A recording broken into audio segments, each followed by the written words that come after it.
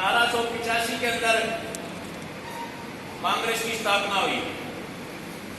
कांग्रेस की स्थापना ब्राह्मणों ने की।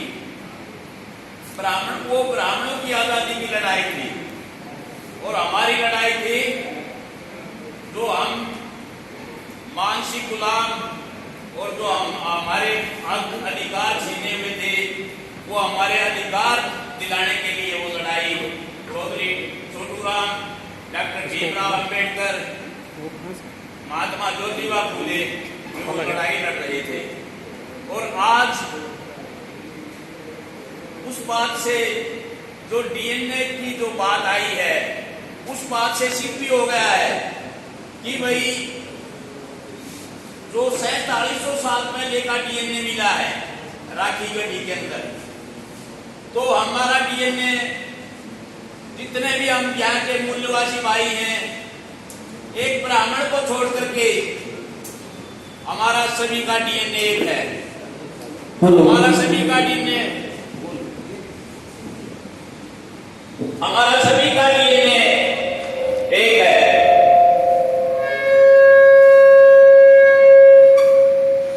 और ब्राह्मण का डीएनए अपने से नहीं दिखता। ब्राह्मण का डीएनए कहां से दिखता है? ब्राह्मण का डीएनए मिलता है वैश्य यूरेशिया से, जो 4700 साल पहले का डीएनए हमारा मिलता है।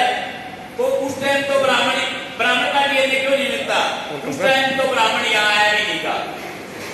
ब्राह्मण को यहाँ आए हुए 4000 साल हुए। डीएनए 4700 साल पहले का है।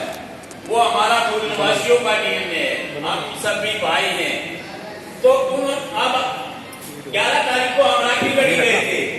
राखी गढ़ी में हमने देखा वहां पर एक बोर्ड लगा रखा है। बोर्ड के ऊपर लिख रखा है इन्होंने कि भाई पंडित दीनदयाल उपाध्याय पुरातत्व विभाग। भाई पंडित दीनदयाल उपाध्याय कब पुरातत्व हो गया? कौन सा विभाग है ये? दूसरा उसके अंदर लिख रखा है, उसके ऊपर तो बोर्ड लगा रखा है कि भाई ये वैदिक सभ्यता है। तो वैदिक सभ्यता भी नहीं है। ये वैदिक सभ्यता 1200 ईस्वी के बाद शुरू हुई है और ये डीएनए कब का है? 4700 साल पहले का। तो दोस्तों ये भी षड्यंत्र किया जा रहा है। ये अपना डीएनए भी एक कहना चाह रहे हैं हमारा ही डीएनए है ये। तो इन्होंने जो यहाँ का टेक्निकल कॉलेज के थे प्रोफेसर सिंधे, उसको भी खरीदा, उससे भी स्टेटमेंट दिलवाने की कोशिश की गई। अब भाई ये डीएनए हमारा बता दे, डीएनए हमारा ही है ब्राह्मणों का। लेकिन उसने बताया तो 115 आदमी देशों के साइंटिस्ट थे इसके अंदर। 115 देशों के साइंटिस्टों ने मिस्टर सिंधे को नकारा। भाई मिस्टर सिंधे, आप डीएनए साइंटिस्ट नहीं, आप पुरातत्व विभाग के वो हैं। डीएनए आप डीएनए एक्सपर्ट नहीं, आपने कैसे कह दिया ये? तो उसको कमेटी से बाहर भी निकाल दिया है। तो मैं तो अपने सभी भाइयों को ये बताना चाहता हूँ, जितने भी हम भाई थे, जितने भी टेक्निकल आदमी थे, चाहे कोई अपना सबसे पहला कपड़ा हमारे देश के अंदर बनाया तो हमारे दुल्हाए भाई ने बनाया। दुल्हाए भाई को जाति का नाम दे करके पीछे धकेल दिया। सबसे पहले अगर किसी ने पहिए का आविष्कार किया तो हमारे खाकी भाई लोहार भाई ने घोड़ा बनाया। तो इनको क्या किया? जाति का नाम दे करके पीछे डाल दिया। तो और जितने भी अपने ये यूरोपियन कंट्रीज में क्या था? यूरोपियन कंट्रीज हमारे से आगे बहुत पीछे था। पहले हमारे से आगे क्यों निकल गया? वो हमारे से आगे इसलिए निकल गया क्योंकि उन्होंने साइंस की कदर की। हमारे यहाँ क्या किया? साइंस जितने भी टेक्निकल आदमी थे उनको जाति का नाम दे करके पीछे धका दिया। आज जो कमाल भाई हमारे, उन्होंने जूते का आविष्कार, आज बड़ी बड़ी फैक्ट्रियां हैं, तो उनको जाति का नाम दे करके पीछे धकाया गया। तो मैं तो यही कह रहा हूं, हम सभी भाइयों का डीएनए एक है और हमने सभी ने एक अपना दुश्मन को पहचानना है। चौधरी छोटूराम ने कहा था, ऐ मेरे भोले किसान, मेरी दो बात ले मान, बोलना ले सीख और दुश्मन को ले पहचान। लेकिन उन्होंने साथ के साथ दुश्मन को भी बताया था कि हमारे दुश्मन कौन है? दुश्मन हमारे मंडी और फंडी, दो ही दुश्मन बताए थे उन्होंने। मंडी फंडी का तो मतलब समझ लो भाई बाणिया, और फंडी फंडी भाई ब्राह्मण। दो ही दुश्मन थे हमारे। अब तक हमने वो अपने दुश्मन नहीं पहचाने। जब 1937 के अंदर जवाहरलाल नेहरू रोहतक के अंदर जनसभा करने गए तो पंडित श्रीराम शर्मा ने उनको जवाहरलाल नेहरू को कहा या चौधरी छोटू राम की बुराई करनी है, तो चौधरी वो पंडित जवाहरलाल बोले भाई हमारी बातों का अंतर है। भाई चौधरी छोटू राम चाह रहे हैं कि पहले अधिकार मिले उसके बाद आजादी की लड़ाई लड़ी जाएगी, और हम चाह रहे हैं पहले आजादी की लड़ाई लड़ी जाए। तो चौधरी छोटू राम ठीक थे, भाई पंडित जी ठीक थे। हमारे अधिकार कौन छीन रहा था? हमारे अधिकार वही दबाए बैठे थे। अगर आजादी जल्दी मिल गई, आजादी जल्दी मिल गई, अब भी हमारे अधिकार पूरे नहीं मिले हुए हैं। अब आप देखना, जैसे हम जाट ही है, जाट जैसे हम सूत्र में आते हैं। ये तो हाईकोर्ट का फैसला है मेरे पास 1936 का, किसी भाई ने चाहिए तो मैं दे दूंगा। 1936 में तो हाईकोर्ट ने डिसीजन दे रखा है जाट आर रिगार्डिंग एज शूद्र, तो शूद्र है तो हम ओबीसी में आ गए। डॉक्टर भीमराव अंबेडकर ने जो आर्टिकल 340 बनाया, ओबीसी के लिए बनाया, वो ओबीसी के लिए बनाया, तो ये रिजर्वेशन नहीं है, ये रिप्रेजेंटेशन है। सभी भाइयों की रिप्रेजेंटेशन, जितनी जिसकी संख्या है उतना उसका प्रतिनिधित्व होना चाहिए, ताकि अपने अधिकारों की सब भाई अपने आवाज उठा सके। लेकिन क्या किया, अब 10% इन्होंने इकोनॉमिकली वीकर सेक्शन का जो इन्होंने ये किया है, 10% कोई संविधान के अंदर नहीं है, वो गरीबी हटाओ नहीं है। संविधान के अंदर कोई भी आरक्षण में किसी के लिए गरीबी हटाओ के लिए है, तो इन्होंने गरीबी हटाओ के लिए अब 10% कर दिया। उसमें कौन भरा जाएगा? ब्राह्मण और बाणिये भरे जाएंगे। इकोनॉमिकली वीकर सेक्शन में हमारे बच्चों का नंबर आएगा क्या? 32 साल में इन्होंने हमारे को ओबीसी का जो रिजर्वेशन दिया था, 32 साल के अंदर भी आधा अधूरा दिया। 27% में से 10% इकोनॉमिकली वीकर सेक्शन निकाल दिया। कोई बोलने वाला नहीं, लोगों को समझ में नहीं आ रहा। हमारे को 4% आरक्षण के लिए 42 बच्चे मर गए। उधर महाराष्ट्र में, ये राजस्थान में गुजरों के 5% आरक्षण के लिए 72 बच्चे मर गए। पटेलों के आरक्षण के लिए 87 बच्चे मर गए। तो हमारे को क्या है कि देना नहीं चाह रहे, लेकिन जो संविधान के अंदर डॉक्टर साहब ने हमारा प्रावधान कर रखा है, संविधान के अंदर हमारे को दे रखा है, लेकिन ये लोग हमारे को नहीं देना चाह रहे, क्योंकि ये क्या करते हैं, कोर्ट में यही बैठे हैं। आज ब्राह्मण कितने % है? क्या तुम्हारा बच्चा कोई जज बना है आज तक? जज क्यों नहीं बना तुम्हारा बच्चा? क्योंकि वहां कॉलेजियम सिस्टम है। कॉलेजियम सिस्टम में क्या होता है, 4 ब्राह्मण बैठे, पास में ना पढ़े थोड़ी लेंगे। हाई कोर्ट, सुप्रीम कोर्ट के अंदर हमारे जज नहीं है, इसलिए हमारे को न्याय नहीं मिलता। और ये क्या करते हैं, कोई भी काम जब कोई वो हो जाता है, उसके अंदर कोई नुक्ताचीनी हो जाती है तो कोर्ट में लगा देते हैं हमारे गुस्से को ठंडा करने के लिए। और कोर्ट किसका है? कोर्ट इन्हीं का है। कोर्ट ने रामायण मुकदमा नंबर 271 है, रामायण कोर्ट 1976 का, उन्होंने कोर्ट ने यह कह रहा है कि रामायण काल्पनिक है। लेकिन अब जज ने जो राज्यसभा में जाने के लिए, कौन था वो जज? उन्हें राम उसका वोट दे दिया, राम मंदिर बनाने का डिसीजन दे दिया। 1919 के अंदर अंग्रेजों ने यह कहा था, इनके ऊपर ब्राह्मणों के ऊपर बैन लगाया था 1919 के अंदर, भाई तुम्हारे अंदर न्यायिक प्रक्रिया नहीं है, और जज बनने पर रोक लगा दी थी इनके ऊपर, अब ये जज नहीं बन सकते। लेकिन आज जज कौन बैठा है? यही बैठे हैं।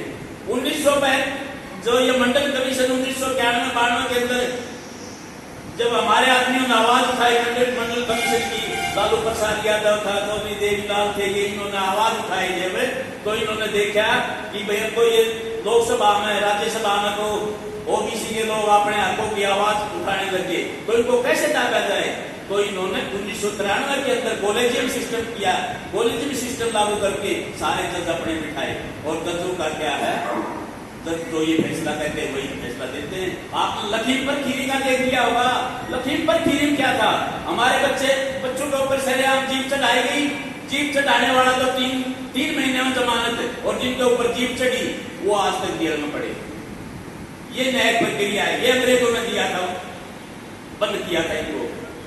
अंग्रेजों ने तो जो ये हिरोशिमा नागासाकी में बम पड़ा था, तो 1945 के अंदर जब हिरोशिमा नागासाकी पर बम गिरा था अमेरिका ने, उस टाइम पे वेस्टन चर्चिल हुआ करते ब्रिटेन के प्रधानमंत्री, उन्होंने कहा था, अब भाई मैं अमेरिका को समझदार मानता था, लेकिन अमेरिका समझदार नहीं है। बोले क्यों नहीं है भाई अमेरिका समझदार? बोले भाई जो इसने जो ये परमाणु बम गिरा है, परमाणु बम गिरने से तो 2 शहर बर्बाद हुए हैं, अगर पूरा जापान बर्बाद करना था तो इंडिया से 4 बार मर जाएगा, छोड़ देते। तो वेस्टर्न चर्चिल ने इंटरनेशनल कमेंट किया था, ये स्वामी विवेकानंद ने कहा था, स्वामी विवेकानंद ने कहा था अगर भारत के भविष्य का निर्माण करना है तो ब्राह्मणवाद को पैरों तले उतरना होगा। और आज ये पूरा फन उठाए हमारे को आपस में भाइयों को जाति पाति में बांट करके एक विदेशी गया, अंग्रेज गए, दूसरे विदेशी को सत्ता सौंप के, तो हमने पहचान करनी होगी और इस देश से को निकालना होगा जब तक ये देश एक नहीं होगा। तो दोस्तों, चौधरी छोटूराम के जो विचार थे, चौधरी छोटूराम ने जो काम किए, वो सबसे पहले जेंडर इक्विटी बिल लाए थे। लेडीज को भी उन्होंने बराबर का अधिकार दिया था। लेडीज को बराबर का अधिकार इसलिए भाई 20% जो 1943 के अंदर इलेक्शन हुआ था, 20% उसमें विधानसभा में भागीदारी, और उसके बाद 50% अगले इलेक्शन में भागीदारी, और 50% जो पंचायती राज में वो दिया था। लेकिन वो तो 1945 के अंदर बिल्ला थे, वो भाई स्वरूप सुधार गए, तो ये इनके जो सपने थे पूरे नहीं हो पाए। चौधरी छोटूराम ने जो ये पानी बुनने के ऊपर टैक्स लगता था हमारे जुलाए भाइयों के ऊपर, तो चौधरी छोटूराम ने 4 साल तक एग्रीकल्चर मिनिस्टर रहते हुए भूख हड़ताल में बैठकर वो टैक्स माफ करवाया। जमींदार उन्होंने क्या किया, जागीरदारों ने वो टैक्स देने से मना कर दिया, तो उनके जो अपने दुल्हाए भाई थे उनके मकानों को आग लगा दी। तो चौधरी छोटूराम ने वहां जाकर धरना दिया। धरना देने के बाद क्या हुआ, भाई वो टैक्स माफ कर दिया। लेकिन चौधरी छोटूराम बोले भाई टैक्स माफ करने से काम नहीं चलेगा, आप ये करो जो इनका नुकसान हुआ उसके नुकसान की भरपाई करो। उस टाइम के 1500 रुपये एक मकान वाले को 1500 रुपये चौधरी छोटूराम ने दिलवाए थे। हमारे जो नायब भाई हैं और जो नायब भाई थे हमारे जो अपने बेटों के बाल काटते थे, नाई जो अपने बाल, उनके ऊपर भी टैक्स था, वो चौधरी छोटूराम ने माफ करवाया था। तो मिट्टी का टैक्स कुम्हारों के ऊपर था 5 रुपये, वो चौधरी छोटूराम ने माफ करवाया था। हमारे नेता तो एक कास्ट के नेता, चौधरी छोटूराम को तो एक जाटों का नेता, डॉक्टर भीमराव को दलितों का नेता, और इनके जो ब्राह्मण नेता हैं वो नेशनल नेता, भारत के नेता। तो हमारे नेताओं को भी इन्होंने जाति पाति में बांट दिया।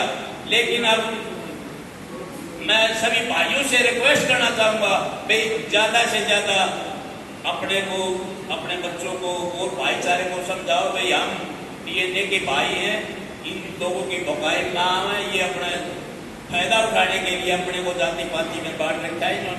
इन्होंने पहले 1971 के अंदर जनगणना हुई, उस टाइम पर तो इन्होंने वर्ण व्यवस्था के हिसाब से जनगणना करवाई थी, और 1931 के अंदर 1871 में जनगणना जब इन्होंने